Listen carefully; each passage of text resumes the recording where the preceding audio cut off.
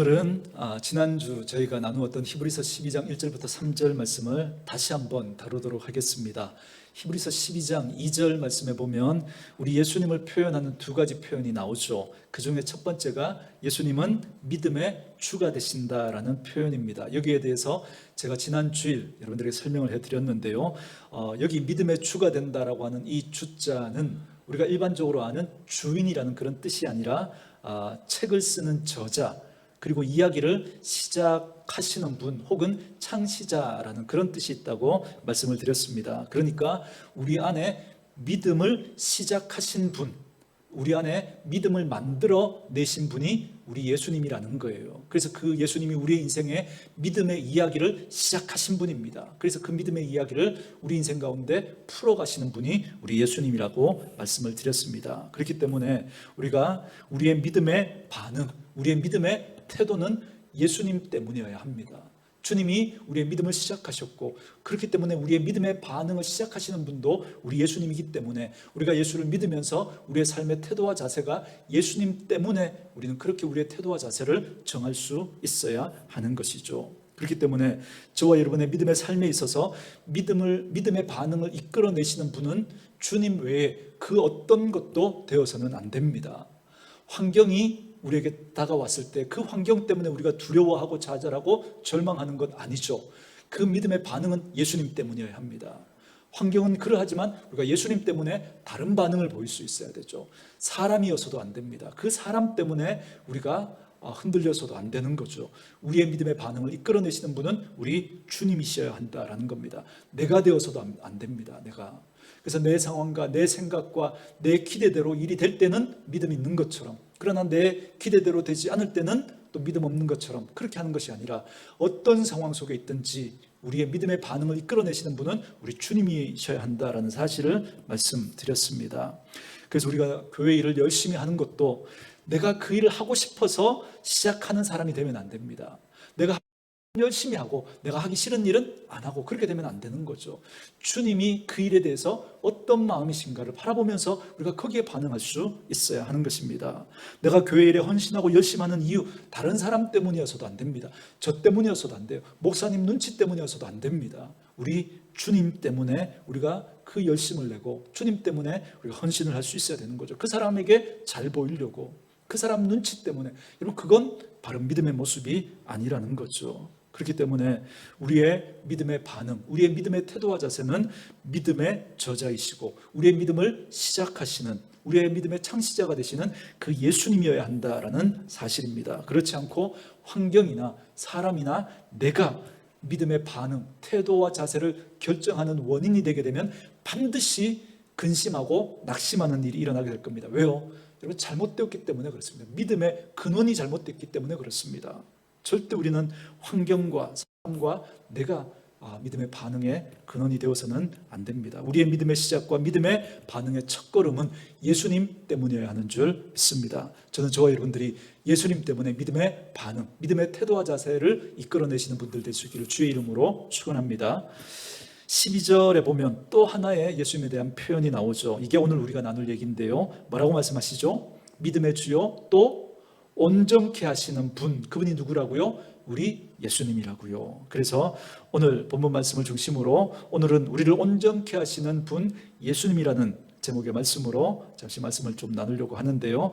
이 말씀을 그냥 우리말 성경으로 읽으면 온전하게 한다, 그런 말로 그냥 이해되어지지만, 그런데 이걸 영어 성경으로 보면 영어 성경의 번역본들이 몇 가지 있는데 한 두 가지 정도로 이 온전케 한다를 번역하고 있더라고요. 하나가 뭐냐면 여러분 퍼펙트라는 단어 아시죠?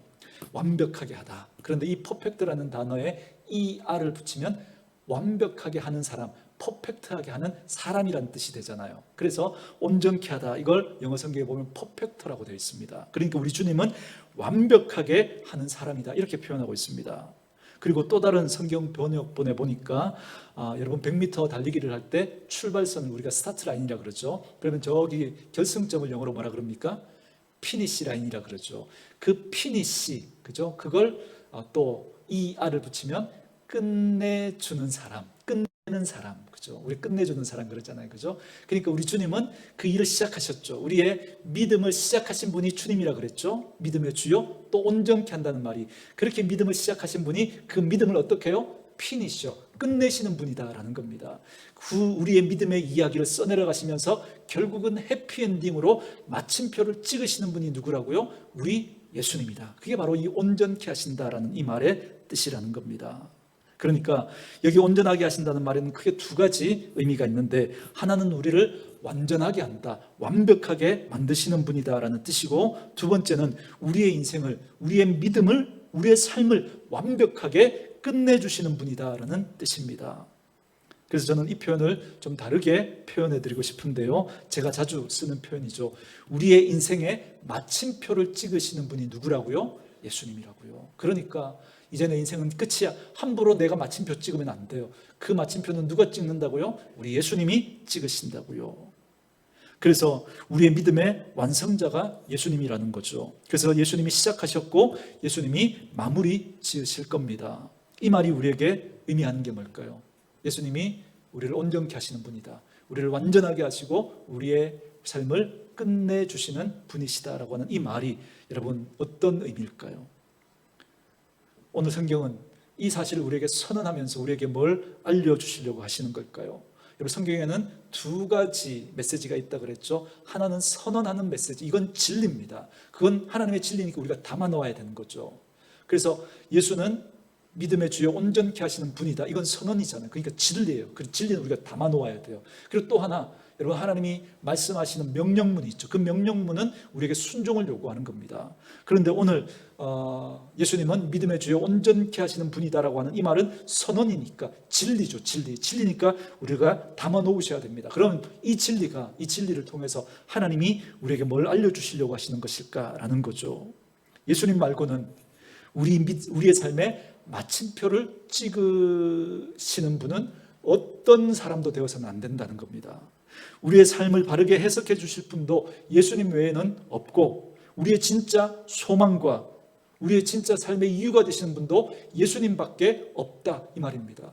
왜요? 그 예수님이 우리의 믿음의 주요, 우리를 온전케 하시는 분이시기 때문에 그렇습니다. 여러분, 그래서 예수님은 우리의 부족을 채워주실 겁니다. 저와 여러분의 불완전함에도 불구하고 우리를 하나님의 작품으로 완전하게, 완벽하게 빚어내실 것입니다. 여러분, 예수님과 베드로의 대화 여러분 기억하시죠? 여러분, 베드로의 원래 이름이 베드로가 아니었던 거 아시죠? 원래 이름이 뭐였죠? 시몬이었죠. 바요나 시모나 처음에 그렇게 부르시죠. 바자가 아들이라는 뜻이에요, 그죠? 바요나, 요나의 아들 시모나 이렇게 부르잖아요. 그런데 그 요나의 아들 시모나라고 부르고 난 다음에 예수님께서 네 이름을 뭐라고 이렇게 바꿔주시죠? 그 요나의 이름을 베드로로 바꿔주시죠. 베드로, 우리 익숙하게 알고 있는 베드로로. 그 베드로의 뜻이 뭐죠? 베드로의 뜻, 반석이라는 뜻이죠. 여러분, 반석은 어떤 게 반석이에요? 아주 평평하고 넓고 큰 그 든든한 흔들림이 없는 바위를 반석이라 그럽니다. 그런데 여러분, 베드로를 보면 그의 행동이나 그의 어떤 인품이나 이런 모습들을 우리가 복음서에 보면 베드로는 반석 같지 않아요, 그죠? 어떤 모습에 가까워요? 그냥 모가 나고 삐뚤삐뚤한, 그죠? 그런 돌, 그죠? 거친 그야말로 거친 돌에 가까운 그런 인물이 베드로였습니다. 그런데 예수님께서는 그 베드로를 만나면서 그 인생의 그 첫 부분에서 그 믿음을 시작하시는, 그 베드로의 인생 가운데 믿음의 이야기를 시작하시는 예수님께서 그 베드로와의 그 첫 만남에서 그 베드로의 이름을 뭐라고 바꿔주십니까? 시몬의 이름을 베드로로. 정말 모가 난 거친 돌과도 같았던 그 시몬을 반석과도 같은 베드로로 주십니다. 그리고 끝내 주님은 그 베드로를 교회의 주춧돌과도 같은, 교회의 반석과도 같은 사람으로 결국 예수님은 베드로를 만들어 내시고야 맙니다. 그분이 그의 처음을 알았고 그의 마지막을 알았기 때문에 그를 완성해 가시는 주체가 예수님이심을 분명히 말씀해 주고 있는 것입니다. 그래서 어찌 보면 성경은 거듭거듭 성경에 나타난 그 인물들을 통해서 우리들에게 이 얘기를 해주고 싶은 거예요. 여러분들 중에, 여러분 지금 이 자리에 있는 저를 포함 우리 성도님 중에 누구도 다른 사람들 앞에서 손을 들고 나는 거룩한 사람입니다, 그렇게 자신 있게 말할 수 있는 사람이 있습니까? 나는 의로운 사람입니다, 저 여기 있습니다, 그렇게 손들 수 있는 사람 있습니까? 아무도 없죠. 아무도. 맞아요. 우리들을 보면 마치 베드로처럼 여기저기 굴러다니는 그런 모가난 거친 돌에 불과한 그런 우리들인데, 그런데 우리들의 인생 속에서 그 믿음을 시작하시는 그 예수님이, 그리고 그 믿음을 완성하실 그 예수님이 저와 여러분들의 인생을 통해서 아름다운 그림을, 완벽한 그림을 그려가고 계신 줄 믿습니다. 그래서 그 예수님께서 저와 여러분들을 송도라 부르기에 부끄러움이 없는 그런 존재로 우리를 빚어내실 겁니다. 그 여정을 주님이 시작하신 거예요. 그 여정을, 그 믿음을 시작하신, 믿음의 주라고 하는 분이 바로 그 뜻입니다. 그 예수님이 우리로 그 여정을 시작하셨습니다. 저와 여러분의 믿음에 용기와 소망을 낼 수 있는 이유가 뭐냐면, 여러분, 우리의 믿음이 내 결단으로, 남들보다 나는 더 믿음이 좋아서 막 내 열심으로 믿는 거라면 우리에게 소망이 없습니다. 그 믿음은 언제 흔들리고 언제 시험에 들고 언제 빠질지 몰라요. 그런데 그 믿음을 시작하신 분이 누구라는 거예요? 예수님이기 때문에 소망이 있는 거예요.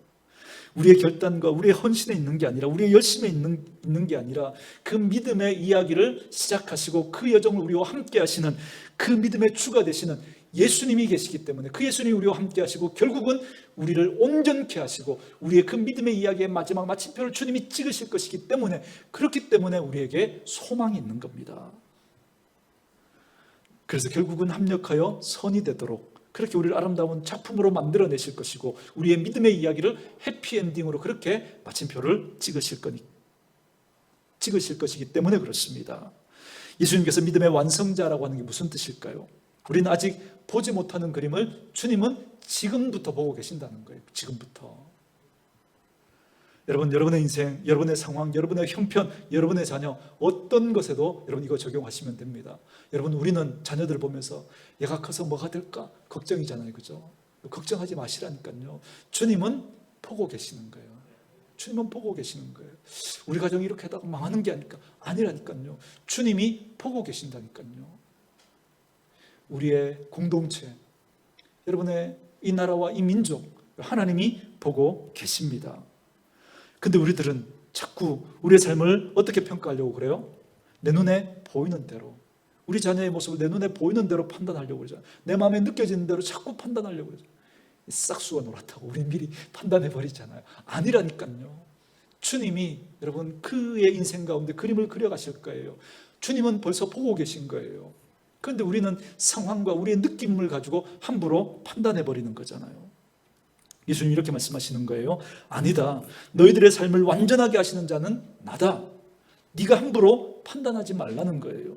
그분만이 우리의 삶을 평가하시고, 그분만이 우리의 삶을 그려가시고, 그분만이 우리의 삶을 완성하실 수 있다라는 겁니다. 그러므로 지금 내가 바라보는 나의 자녀, 지금 내가 바라보는 우리 가정, 지금 내가 바라보는 우리 교회, 지금 내가 바라보는 우리 교회, 거기에 대해서 여러분의 판단만이 맞다고 함부로 여러분 그렇게 판단하지 마시고 그거 다 내려놓으시고 주님이 바라보시는 그 시선으로 바라봐 줄 줄 아는 그런 지혜와 믿음이 있기를 주의 이름으로 축원합니다.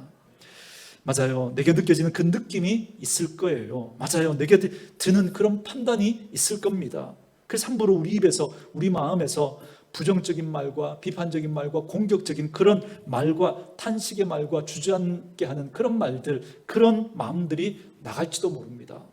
그때 믿음이라고 하는 건 이 싸움을 하는 거예요. 내가 하나님의 진리를 받아들였잖아요. 믿음의 주요 온전케 하시는 분이 예수님이라고 하는 그 사실을 받아들였잖아요. 그 주님이 우리의 믿음의 이야기를 시작하시고 결국은 완벽하게 끝내실 분이라는 걸 우리가 받아들였잖아요. 그러니까 그 진리를 가지고 이제 실험하는 겁니다. 내 마음에 드는 생각, 내가 보면서 내가 느끼는 그 판단들, 부정적인 것들 있잖아요. 그런 것들하고 실험하는 거예요.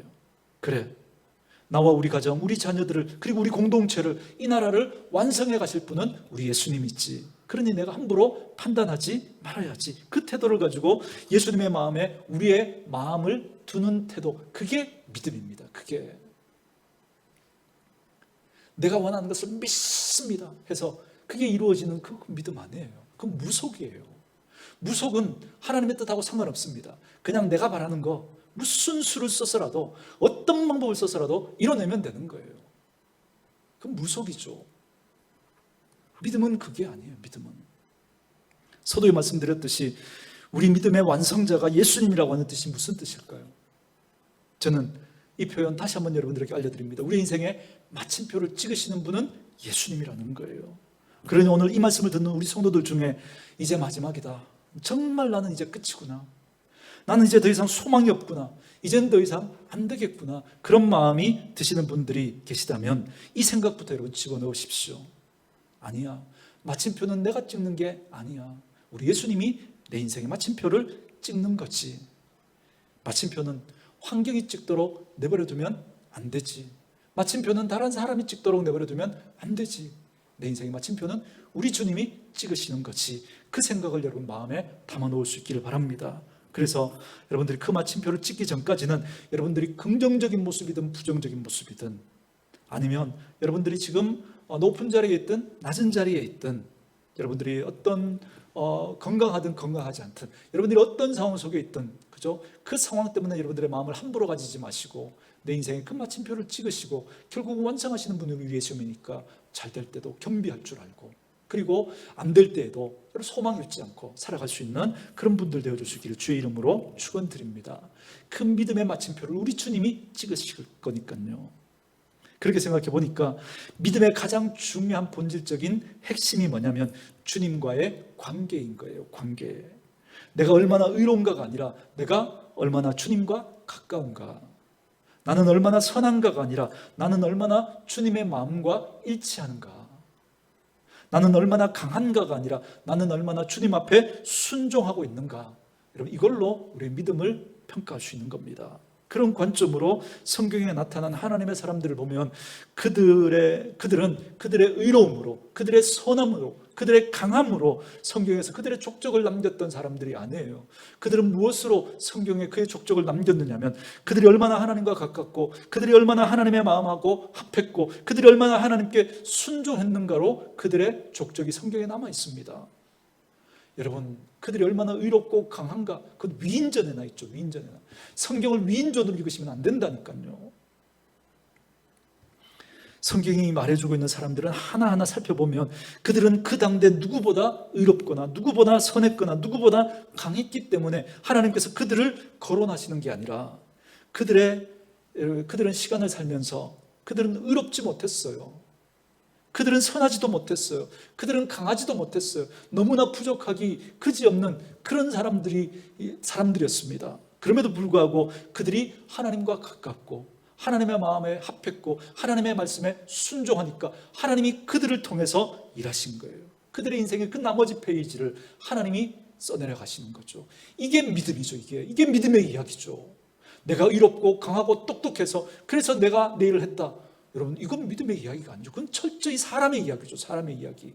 그런 이야기 할 이유가 뭐가 있겠습니까? 성경이. 그러니 여러분, 당연히 오늘 우리들도 이렇게 물어야 하지 않겠습니까? 나는 얼마나 요즘 의로운 얘기를 잘하는가? 나는 얼마나 요즘 선한 얘기를 잘하는가? 나는 얼마나 요즘 강한가로 말하는 게 아니라 나는 요즘 얼마나 주님과 가까운가? 나는 얼마나 주님의 마음에 합한가? 나는 얼마나 주님의 말씀에 순종하려고 하는 태도를 가지고 있는가? 그걸로 우리를 평가하셔야 합니다. 그런 태도를 가진 사람이 우리를 온전케 하시고 우리를 완성하시고 우리에게 마침표를 찍어주시고 그리고 우리를 피니시 라인까지 이끌어 가시는 그 주님의 이끄심을 받을 수 있습니다. 이런 믿음의 태도와 자세를 가진 그런 사람이 주님의 그런 인도를 받게 되는 겁니다. 이처럼 주님은 우리를 온전케 하시는 분이십니다. 저는 이 사실을 우리 모두가 마음속에 잘 담아놓을 수 있게 되기를 주의 이름으로 축원합니다. 그렇다면 오늘 본문에서 이제 우리가 해야 할 일은 뭔가? 우리를 온전케 하시는 그 주님 앞에서 이제 우리는 어떻게 해야 되는가, 이걸 살펴보려고 합니다. 우리 다시 한번 2절 말씀 초반부를 한번 주목해 보십시오. 믿음의 주요 온전케 하시는 이인 예수를 어떻게 하라고요? 바라보라고요. 예수님 바라봐야 우리의 우리에게 그 믿음을 시작하신 분의 그 믿음이 능력으로 나타날 수 있다는 거예요. 그래서 오늘은 이제 우리가 행해야 될 것들에 대한 고민을 좀 해보려고 합니다. 먼저 1절 말씀 우리 같이 한번 읽을까요? 12장 1절 같이 읽습니다. 시작.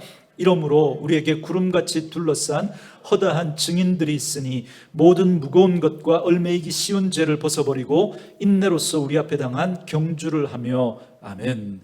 첫 번째로 주목하고 싶은 표현이 뭐냐면 1절 중반부에 보면 이 표현이 있습니다. 무거운 것과 얽매이기 쉬운 죄를 벗어버려라, 이렇게 말씀하시죠. 여러분, 우리가 인생을 살면서 주님만 바라보고 주님께 우리의 시선을 고정하고 그렇게 우리가 주님 바라보며 믿음의 삶을 살아가려고 하는데, 그런데 자꾸 그죠? 우리를 무겁게 하고 얼매이게 하는 것들이 있다는 겁니다. 그러니까 제가 오늘 이 말씀을 묵상하는데, 이 무거운 것과 얼매이기 쉬운 것, 이게 어떻게 제게는 느껴지느냐면, 이해되어지느냐면, 우리들의 시선을 분산시키는 것들이 있다는 거예요. 우리가 주님을 바라보면서 그렇게 믿음의 삶을 살아가려고 하는데 자꾸만 그 우리의 시선을 딴 곳으로 향하도록 분산시키는 게 있다라는 겁니다. 그게 무거운 것과 얼매이기 쉬운 죄들이라는 거예요. 목적지, 우리의 인생의 믿음의 목적지와도 같은 그 주님을 바라보면서 살아가야 하는데 자꾸만 우리의 시선을 빼앗는 것들이 있다는 거예요. 이걸 조금 더 우리의 마음으로 적용을 하면, 그 주님이 주신 그 담대한 마음이 우리에게 있어야 되는데 자꾸 우리의 마음을 약하게 만드는 것들이 있다는 거예요. 좀 다르게 해석하면, 나쁜 방향을 선택하려고 하는, 하나님 앞에서 착하고 좋은 태도를 가지고 살아가려고 하는데 자꾸 나쁜 마음을 먹게 하는, 나쁜 방향을 그렇게 향하도록 만드는 그런 유혹들이 우리에게 있다는 겁니다. 그걸 요한 1서 2장 16절에서는 육신의 정욕과 안목의 정욕과 이생의 자랑으로 그렇게 말씀하고 있습니다. 그것들이 자꾸만 주님을 향한 우리의 시선을 빼앗아 버리고 우리의 마음을 자꾸만 약하게 만들고 좋은 태도와 자세를 자꾸 나쁜 방향으로, 나쁜 마음 먹게 만드는 거예요. 거기에 대한 욕심 때문에. 그래서 한번 오늘 이 아침에 저와 여러분에게 한번 스스로 여쭤보는 거예요. 여러분은 요즘 무엇 때문에 주님을 바라보던 여러분들의 시선이 자꾸 분산되십니까? 여러분은 요즘 무엇 때문에 주님께 가졌던 여러분들의 그 착하고 좋은 그 마음이 자꾸만 무너지십니까? 자꾸만 약해지십니까? 주님을 향했던 그 좋은 방향 내팽개치고 자꾸만 나쁜 방향, 나쁜 걸 선택하려고 하는 게 여러분 무엇 때문입니까? 잠을 한번 점검해 보십시오. 오늘 이 아침에 그런 거 끊어내지 않으면 결국은 여러분 낙심하게 됩니다. 만약에 우리들이 하나님의 말씀 진리를 받아들이고도 이것들을 이제부터 이제 받아들였으니까, 그죠? 믿음의 주에 온전케 하시는 그 주님 우리가 받아들였잖아요, 진리로. 그러면 이제 그 주님 믿고 우리 믿음의 삶을 주님 바라보면서 살아가야 되는데, 그러려면 우리 주님 바라봐야 되잖아요. 그런데 그 주님을 바라봐야 할 그 우리의 시선을 자꾸 분산시키는 것들이 있다는 거예요. 그걸 끊어내지 않으면 믿음을 가졌노라 그러면서도 자꾸만 딴 데로 우리의 시선이 자꾸만 가게 되고, 믿음을 가졌다라고 그러면서도 자꾸 마음이 무너져 내리고, 믿음을 가졌다 그러면서도 자꾸 착하고 좋은 그 마음이 아니라 자꾸 나쁜 마음을 먹으려고 하고 나쁜 방향을 가려고 하는 그런 일들이 생기게 된다는 거예요. 주님 바라보지 못하면, 그 시선이 분산되어지면. 그래서 여러분, 우리가 믿음의 씨름을 한다는 게 뭐냐면 이 부분을 가지고 씨름하는 거예요. 주님 바라보면서 우리 안에 자꾸 우리를 시선을 분산시키고 우리의 마음을 무너뜨리고 나쁜 방향을 가게 만들려고 하는 그런 것들과 씨름하는 거예요. 씨름. 그걸 끊어내는 그 씨름을 해야 합니다. 저는 저와 여러분들이 정말 주님의 이 진리를 가슴에 담고 우리의 시선을 분산시키는 것들과 정말 씨름하면서 그걸 끊어내는 분들 되어줄 수 있기를 주의 이름으로 축원합니다. 두 번째로는요, 여러분 히브리서 12장 1절 후반부인데요, 제가 읽어갑니다. 모든 무거운 것과 얼매이기 쉬운 죄를 벗어버리고 그 다음에요, 인내로서 우리 앞에 당한 경주를 해야 한다라는 거예요. 여러분, 이걸 한마디로 말하면 뭐라고 말할 수 있을까요? 참아야 한다라는 겁니다. 참아야 한다. 시선이 분산되고 마음이 무너지고 나쁜 방향을 선택하고 싶은, 그죠? 그걸 참으라는 거예요. 그걸 참아야 된다는 거예요. 그러면서 끝까지 그 믿음의 경주를 그렇게 해야 한다라는 거죠. 그렇다면 여러분, 참는다는 게 뭘까요? 참는다는 게, 여러분 뭐 얼마 전에 작년에 뭐 이렇게 악으로 깡으로 버텨라, 이 말이 많이 유행했던 것 같아요. 뭐 그런 유행가, 뭐 트로트 가요도 있었던 것 같고, 그죠? 이 악으로 깡으로 뭐 이게 뭐 이렇게 그 뭐 훈련소, 군사 훈련 프로그램 뭐 그렇게 나오면서 이것도 많이 또 유행했던 것 같던데, 여러분 군에 가면 그러잖아요. 뭐 이렇게 뭐 천리행군 뭐 이렇게 하면서, 그죠? 뭐 악으로 깡으로 막 그래가지고, 그죠? 끝까지 막 버티게 하잖아요, 그죠? 그렇다면 여기서 참는다라는 게 그러면 악으로 깡으로 그렇게 하라는 걸까요? 여러분, 인내로서 우리 앞에 당한 경주를 해야 한다. 참아라. 악으로 깡으로 이 악물고 참아라, 이 말일까요? 여러분, 그 뜻이 아닙니다. 여기 인내라고 하는 이 말은 무슨 말이냐면 참는데 그 시선이 분산되고 우리의 마음이 무너지고 나쁜 방향을 선택하고 싶은 그런 마음들이 일어나는 걸 참는데, 어떻게 참느냐면 착하고 좋은 태도를 유지하면서 참아야 한다라는 겁니다. 착하고 좋은 태도를 유지하면서 한이 서리도록 치가 떨리도록 이를 악물고 참는 분들이 있습니다, 간혹 보면. 근데 성경은 그런 참음을 우리에게 이야기하는 게 아닙니다. 착하고 좋은 태도를 유지해 가면서 참아내는 그런 사람들을 하나님은 기다리고 계신 거예요. 아니, 어떻게 그렇게 참을 수 있습니까? 우리에게 믿음의 이야기를 시작하시고 그 믿음의 마지막을 완성하실 예수님이 계시니까, 그걸 여러분 우리가 확실히 믿으면, 이 진리를 확실히 담아놓고 그걸 바라보면 우리가 착하고 좋은 태도로 참아낼 수 있습니다. 그래, 저분이 나를 그냥 내버려 두시지 않을 거니까, 저분이 이 상황을 그대로 그냥 보고만 계시지 않을 거니까, 저분이 끝내 나의 믿음을 시작하신 그 예수님이 끝내 해피엔딩으로 마무리하실 것이니까, 그걸 내가 믿으니까 여러분 착하고 좋은 태도를 유지하면서 여러분 참아낼 수 있는 겁니다. 그 샘플 중에 하나가 다윗이죠. 제가 늘 다윗을 샘플로 들잖아요. 여러분, 다윗이 사울 왕에게 해준 건 좋은 것밖에 없어요. 그죠? 아무리 찾아봐도 좋은 것밖에 없습니다. 그 악신이 들려서 힘들어할 때 바울이 그저 악기를 연주해서 그의 정신을 그저 맑게 해주고, 전쟁의 위기에 내몰렸을 때, 그래서 그 골리앗 앞에서 벌벌 떨고 있을 때 다윗이 나가서 그 골리앗을 쓰러뜨리고, 그 블레셋과 주변의 수많은 나라들의 위협으로부터 다윗이 전쟁을 통해서 그 모든 위협을 제거하고 나라를 그저 그렇게 안정되게 그렇게 도왔던 인물이 여러분 다윗입니다. 그런데 그런 다윗을 사울이 시기하잖아요. 그래서 결국 돌아온 건 뭐였습니까? 창과 칼과 죽음의 위기였단 말이죠. 여러분, 이걸 만약에 여러분들이 한번 당했다고 한번 생각해 보세요. 여러분 어떻게 할 것 같습니까? 억울하게, 나는 정말 그를 위해서 정말 헌신하고 충성하고 잘한 것밖에 없는데 나를 시기해서 막 모함하고 없는 말 가지고 모함하고 나를 공격하고, 그렇다면, 그런 일 당한다면 여러분 어떻게 하시겠습니까? 갈봐야죠. 그죠? 갈봐야죠. 그러려면 나를 어떻게 해야 돼요? 정당화하고 합리화하고, 내가 저 사람 갚는 거, 공격하는 거에 대한 어떤 거요? 정당성이 있어야 되잖아요. 명분이 있어야 되잖아요. 그걸 만들려고 합니다. 그리고 내 편이 돼주는 사람 만들어요. 여러분, 이건 가르쳐주지 않아도 여러분 본능적으로 해요. 본능적으로 다 그렇게 합니다. 여러분, 그래야 내가 저쪽을 공격할 명분도 서고 힘도 생길 수 있잖아요. 사람들이 있어야. 그런데 나쁜 사람들은 그 일을 어떻게 하느냐면 거짓말까지 하면서 합니다. 나쁜 말을 하고 증오와 복수심을 막 자극시켜서, 그래서 그 일을 하려고 합니다. 나쁜 사람들이죠. 근데 다윗은 어떻게 합니까? 항상 다윗이 했던 패턴, 태도와 자세는 뭐냐면 다윗은 착하고 좋은 태도로 했던 거예요. 착하고 좋은 태도로. 누구에게요? 사람들에게. 자기를 모함하고 자기를 시기하고 자기를 죽이려고 하는 그 사람들에게까지 다윗이 착하고 좋은 태도를 유지했다는 거예요. 그래서 제게 궁금한 건 이거였습니다. 다윗이 그렇게 할 수 있었던 건, 그럼 그는 우리하고 달라서 그런가? 그런 일을 당하고도 마음에 그 증오도 없고 갈등도 없고 미움도 없고 상처도 없고, 그래서 다윗은 그렇게 할 수 있었는가? 보니까 아닌 거예요. 아닌 거예요. 다윗에게 그런 아픔이 있고 갈등이 있고 상처가 있었어요. 그런 증오심이 있었습니다. 그런데 다윗은 그 아픔과 그 갈등과 그 억울함을 누구 앞에 토로해요? 하나님 앞에 하는 거죠. 시편을 읽어보십시오. 처절한 다윗의 그 하나님을 향한 그의 마음의 상처와 아픔과 갈등을 토로하고 있는 것이, 여러분, 다윗의 그 시에 여러분 수도 없이 나옵니다. 수도 없이. 그건 다윗의 기도였습니다. 그러니까 다윗은 그 마음을 누구에게 토로했어요? 하나님 앞에. 그리고는 토로하고 나와서는 사람들 앞에서는 어떻게 해요? 그렇게 하지 않는 거예요. 그래서 자기 부하들에게 절대로 사울을 죽이지 말라 그래요. 자기도 사울을 죽일 수 있는 절호의 기회가 2번이나 있었어요. 그 사울을 죽이고 나면 더 이상 도망자 신세로 쫓겨다니지 않아도 돼요. 자기가 임금될 수 있습니다. 충분히 명분도 있고.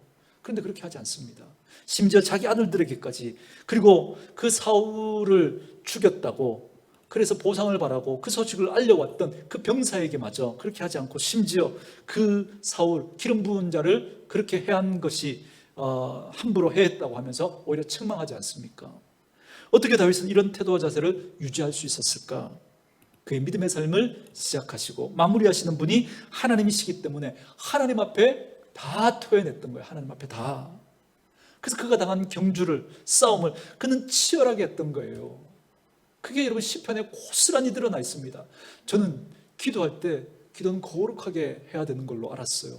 근데 나중에 알고 보니까 기도는 거룩하게 하는 게 아니었어요. 기도는 제가 뭐 이런 표현 써서 죄송한데 몇 번 썼잖아요.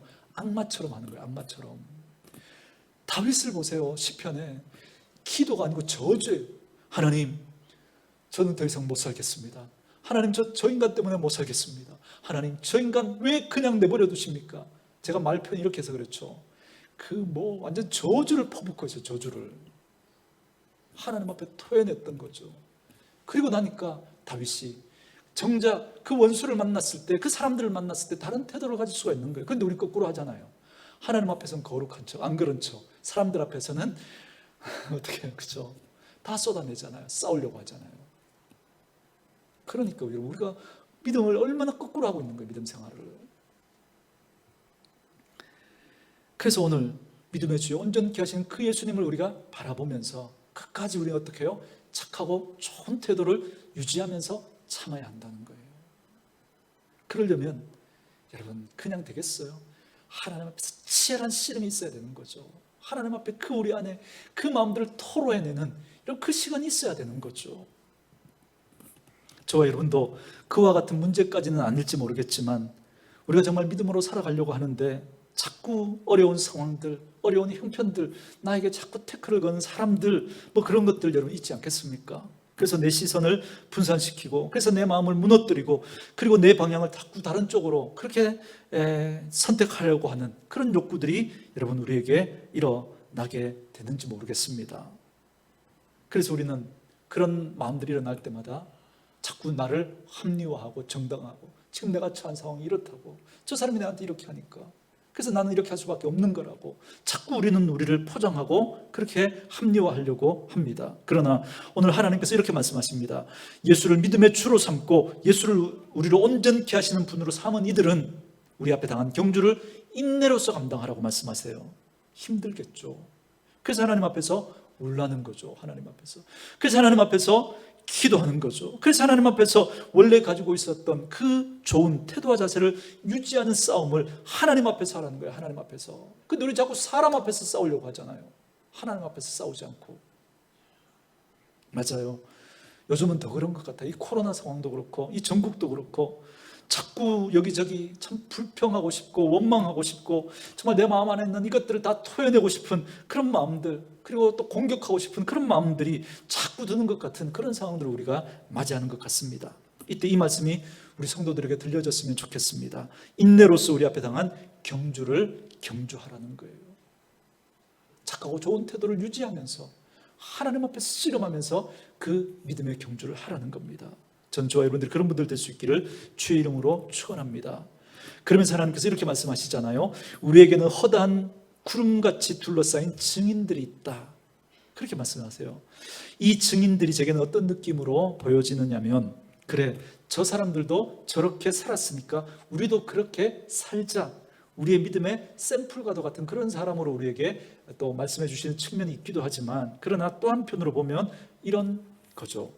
우리보다 먼저 이 경주를 했던, 그래서 완주한 그 믿음의 사람들이 그 경주를 마치고 난 다음에 우리 보이지 않지만 우리 곁에 둘러서서 막 박수를 치고 막 격려를 하면서 지치지 말라고, 열심히 잘하고 있다고, 그 방향이 맞다고, 조금만 더 힘내라고 막 구호를 외치고 막 박수를 치면서 우리의 응원단처럼 그렇게 있다는 거예요. 하나님께서 그런 응원단이 우리 주변에 있으니까 너희들 어렵고 힘든 상황 만난다고 해서 너희들의 시선 함부로 분산시키지 말고, 너희들의 마음 함부로 무너뜨리지 말고, 함부로 나쁜 방향 선택하지 말고 착하고 좋은 태도로 인내로서 이 믿음의 경주를 끝까지 걸어가라고, 끝내 너희들은 하나님을 감동하는 사람들이 될 거라고, 그렇게 우리를 격려하시면서 이 말씀을 우리에게 들려주고 있다는 생각이 들었습니다. 저는 우리 교회에 이런 성도들이 더욱더 많아질 수 있기를 주의 이름으로 축원합니다. 마지막 한 가지만 더 말씀 나누고 말씀 마무리합니다. 3절 말씀 우리 같이 한번 읽을까요? 3절 읽습니다. 시작. 너희가 피곤하여 낙심하지 않기 위하여 죄인들이 같이 자기에게 거역한 일을 참으신 일을 생각하라. 아멘. 자, 예수님을 잘 바라보려면 어떻게 해야 되느냐면 예수님 생각을 많이 해야 된다는 거예요. 여러분, 예수님 생각을 하라 그랬는데 저는 더 붙였습니다. 많이 하라. 그죠? 여러분, 제가 왜 그렇게 했느냐면 보십시오. 여러분, 3절 끝부분에 생각하라라고, 그죠? 우리가 해야 할 일을 명령하셨죠. 이건 명령입니다. 우리가 해야 되는 겁니다. 지난주에 말씀드렸죠. 이 생각하라라고 하는 이 단어가 여러분 그냥 그저 그 팝업창이 탁 뜨는 것처럼 한번 이렇게 반짝 그렇게 한번 생각하고 마는 게 아니라 여러분 이게 무슨 뜻이라고요? 심사숙고한다라고 하는 그 단어의 뜻을 가지고 있다 말씀드렸죠. 그러니까 생각을 꽉 붙드는 거예요. 꽉 붙들고 그 생각을 계속 하는 거예요. 계속 그 생각을 놓치지 않고 계속 하라는 겁니다. 이게 여러분 예수를 생각하라 이 단어거든요. 그러니까 예수를 많이 생각하는, 계속 하나님의 말씀을 담고 그 예수를 바라보고 그 예수를 생각하면서, 그죠? 계속 그렇게 우리의 생각을 예수님에게 고정해야 한다는 거예요. 이걸 좀 더 쉽게 우리 성도들에게 설명해 드리고 싶은데요. 어디에 있든지 어떤 상황에 있든지 예수님 붙들라는 거예요. 어디에 있든지 어떤 상황에 있든지, 지금 기회의 순간이든지 아니면 위기의 순간이든지, 지금 성공의 시간에 있든지 실패의 시간에 있든지, 지금 건강한 시간에 있든지 지금 건강하지 못한 시간에 있든지, 여러분들이 항상 예수를 붙들고 있어야 된다고. 예수를. 여러분, 이 예수를 우리가 놓쳐버리는 순간 어떻게 되느냐면, 여러분 잘 나갈 때는 교만해져 버려요. 사람이.